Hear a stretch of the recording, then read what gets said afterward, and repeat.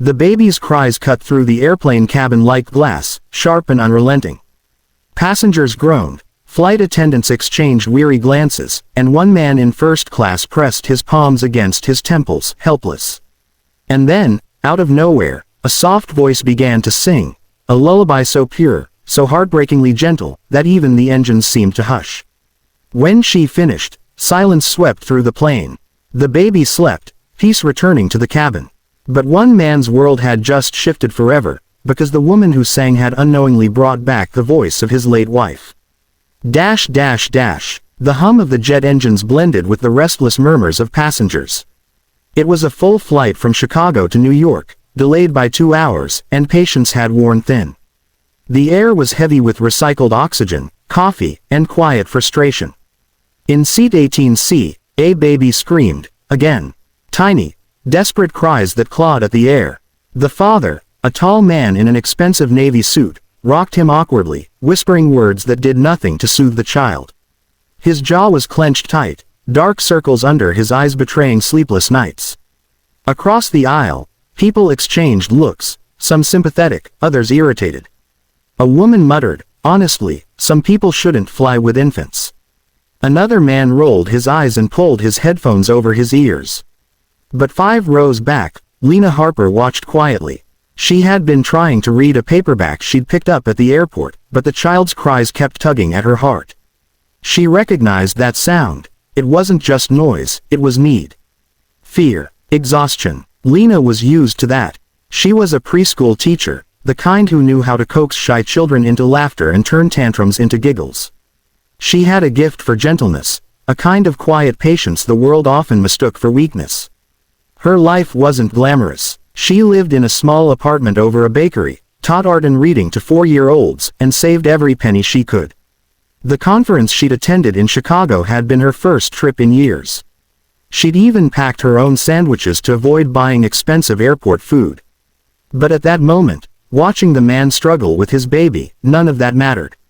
He looked completely lost. The baby, no more than a year old, was red-faced, tears streaming down his cheeks.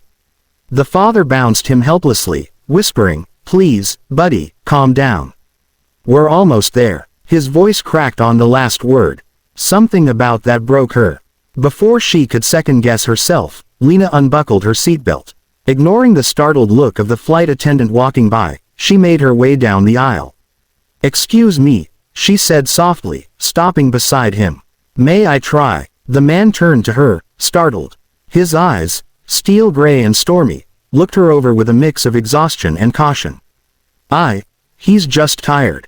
It's fine. Lena smiled gently. He's overwhelmed. It's hard for little ones up here. The pressure, the noise. She held out her hands. Would you mind if I help? For a moment, he hesitated.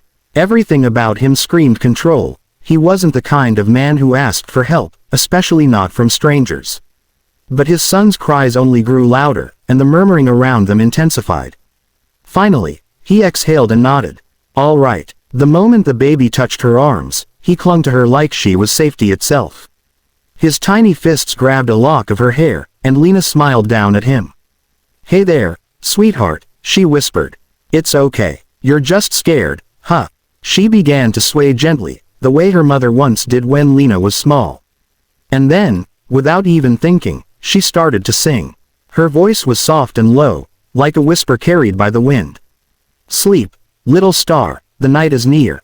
The world is soft, the skies are clear. Close your eyes, the dreams will stay. I'll guard your heart till light of day. The cabin seemed to still around her. The hum of the engine softened beneath her melody. The crying stopped. The baby, who moments ago had been inconsolable, relaxed in her arms, eyelids fluttering closed. Passengers turned, watching in disbelief. A flight attendant paused mid-step, a smile tugging at her lips. Someone murmured, "That's incredible." When the song ended, Lena looked up, and met the man's eyes. He was staring at her like she'd done something impossible. Like she'd just handed him a piece of peace he thought he'd never feel again. I don't know how you did that, he said quietly. His voice was deep, but hoarse, as though words weren't something he used often. He never sleeps on planes. Lena smiled softly, brushing a curl from the baby's forehead. Sometimes they just need to hear a familiar sound.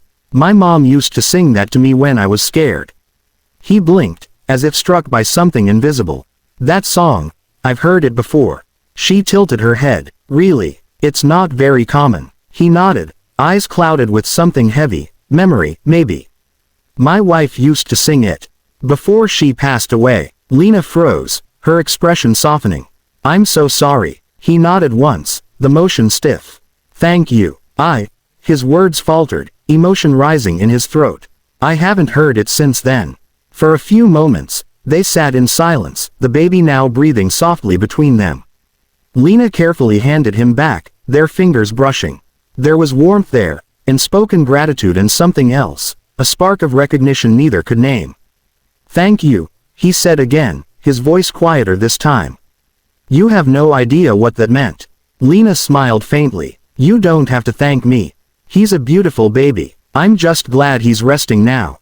He looked at her, really looked, past her worn sweater, past the tired circles under her eyes, and saw something he hadn't seen in years. Kindness without an agenda. Ethan, he said finally, extending a hand. My name's Ethan. She shook it gently. Lena. They shared a small smile before she turned and made her way back to her seat.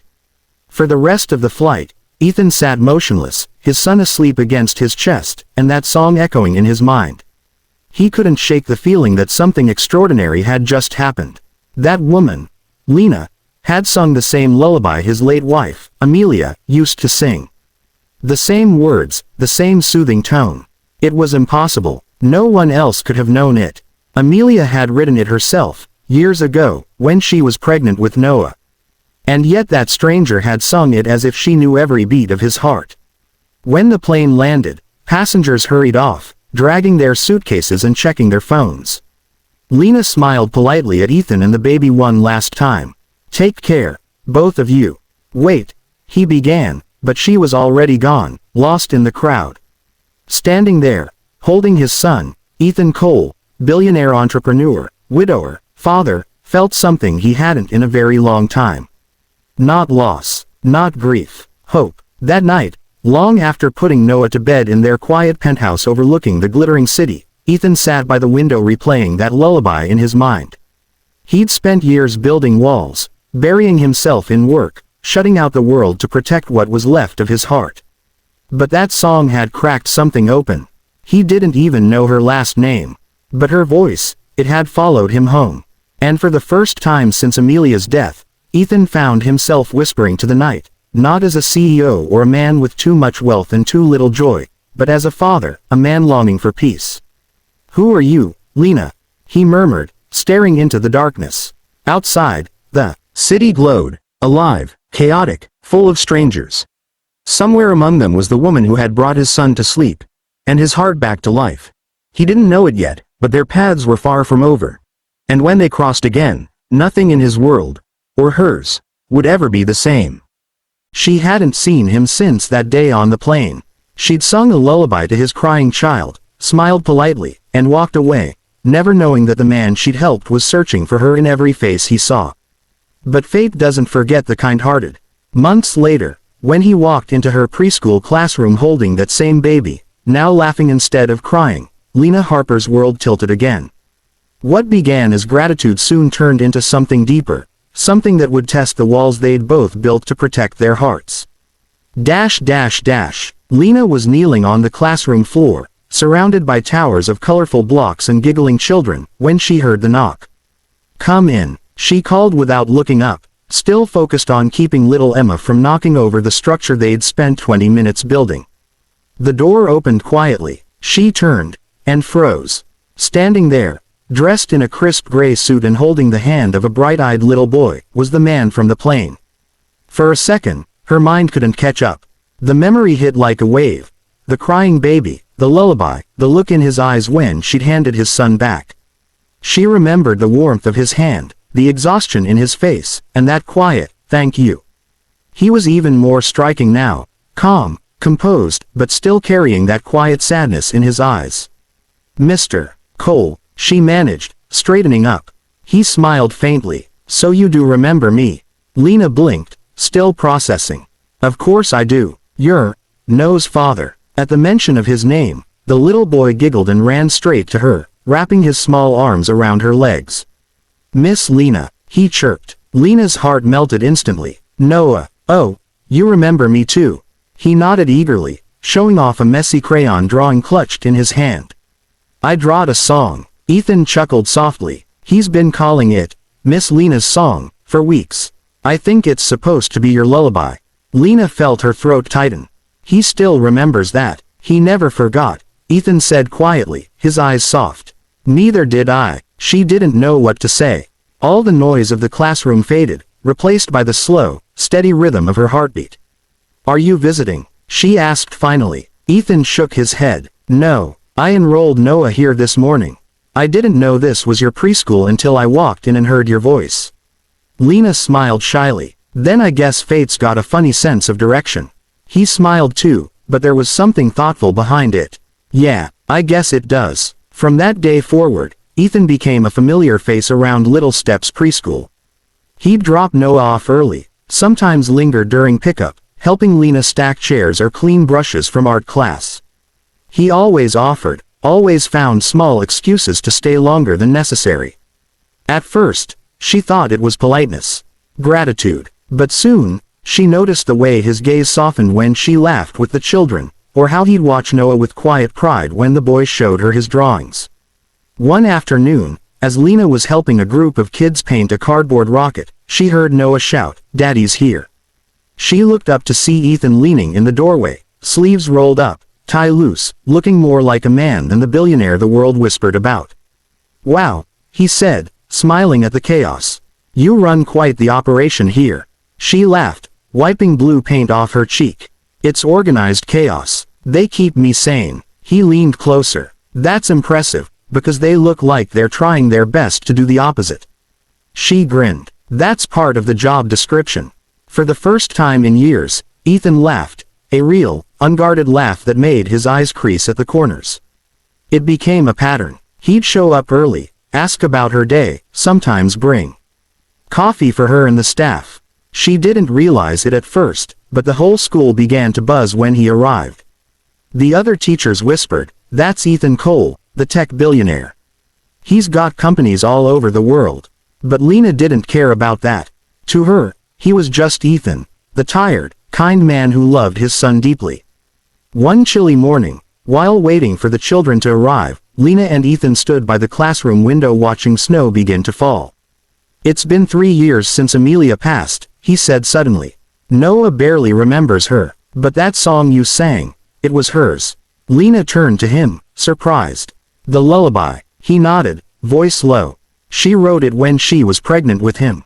Said it would be his song forever. I hadn't heard it since the night his voice broke." He looked away, eyes glistening. "You sang it the exact same way." Lena's breath caught. "I didn't know. My mom used to sing it to me when I was little. I thought she'd made it up." Ethan blinked. "Your mother?" "Yes," Lena whispered. "She was a nurse. She passed away when I was 12. Something flickered in Ethan's expression. Realization, awe, maybe even disbelief. "Amelia was hospitalized once before Noah was born," he said slowly. "She was on bed rest. She used to tell me how kind one of the nurses was. She said that nurse sang to her when she couldn't sleep." Lena's lips parted. "My mom worked maternity care back then." They stared at each other, two lives crossing in ways neither could explain. Ethan smiled faintly. "Maybe the lullaby found its way to you for a reason." She smiled back, heart pounding. Maybe it was waiting to come home. From that day, something shifted. Their friendship deepened. Gentle, unspoken, but real.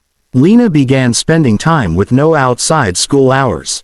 They'd go to the park, feed ducks, laugh under falling leaves. Ethan would watch from a distance, always with that same quiet awe, as if he couldn't believe happiness was possible again. But happiness, like sunlight, always attracts shadows. Whispers began to spread among other parents. "Why does the billionaire spend so much time with her? Isn't that unprofessional? She's just a preschool teacher. He could have anyone." It reached the principal, who called Lena into the office one morning. "Lena," she began gently, "some parents are expressing concerns." They think your friendship with Mr. Cole might be inappropriate. Lena's heart sank. That's not fair. There's nothing inappropriate. He's Noah's father. I know, the principal said kindly. But image matters. Perhaps you should keep your interactions strictly professional. Lena nodded, blinking back tears. I understand. That evening, when Ethan came to pick Noah up, she was quieter than usual. Everything okay? He asked. I think. She took a breath. I think we should keep some distance, for Noah's sake. I don't want to cause problems at the school. Ethan's face hardened. You're not causing problems. You've helped him more than anyone. She smiled sadly. Sometimes the right thing still hurts. He looked at her for a long moment, jaw tight. If distance is what you need, I'll respect it. But it won't change what you've done for us. She nodded, her throat too tight to speak. That was the last time he saw her at the preschool. 2 weeks later, she turned in her resignation, leaving behind only a note for Noah, a little drawing of a star with the words, "Keep shining, little one." Ethan tried to find her, but she'd vanished, moved to another city, no forwarding address. He missed her laughter, her warmth, her presence that made every room feel like home. Months passed. Winter melted into spring. Then one night, during a charity gala for children's education, an event Ethan's company sponsored, he sat in the front row, half listening to the speeches. Until the host announced the next performer. Our final act tonight, a teacher and singer who believes music can heal hearts. Please welcome Miss Lena Harper. The spotlight hit the stage, and there she was, dressed simply, hair swept back, holding a microphone with trembling hands. When she began to sing, the room fell utterly silent. It was that lullaby, the same one she'd sung on the plane, the one that tied their lives together long before they realized it. Sleep, little star, the night is near. The world is soft, the skies are clear. Ethan felt his throat tighten. He wasn't alone. Tears shimmered in the eyes of strangers around him. But for him, it wasn't just a song. It was a memory, a miracle. After the show, he found her backstage. She froze when she saw him, disbelief flooding her face. You came, she whispered. I never stopped looking, he said, voice thick with emotion. You gave my son his laughter back. You gave me peace I thought I'd lost forever. Lena's eyes filled with tears. And you reminded me that kindness isn't weakness, it's strength. He smiled, stepping closer. Maybe we both healed each other. She laughed softly, brushing a tear from her cheek. Maybe we did. Ethan reached out, taking her hand gently. You once sang to a crying child on a plane, he said. Now I think it's my turn to sing back to you. Lena smiled through her tears. Then sing softly, Ethan. I might cry again. He chuckled, drawing her into a quiet embrace. That's okay. Some songs are meant to make us cry. The orchestra began to play behind them, and as the notes filled the air, Lena rested her head against his chest. For the first time in a long time, neither of them felt lost. Sometimes love doesn't arrive with fireworks or grand gestures. Sometimes it comes quietly, through a lullaby sung at 35,000 feet, through kindness given freely, through two broken souls learning that healing can sound a lot like music. And as they stood there under the stage lights, holding each other, the world around them faded away, leaving only the sound of a lullaby that had finally found its home.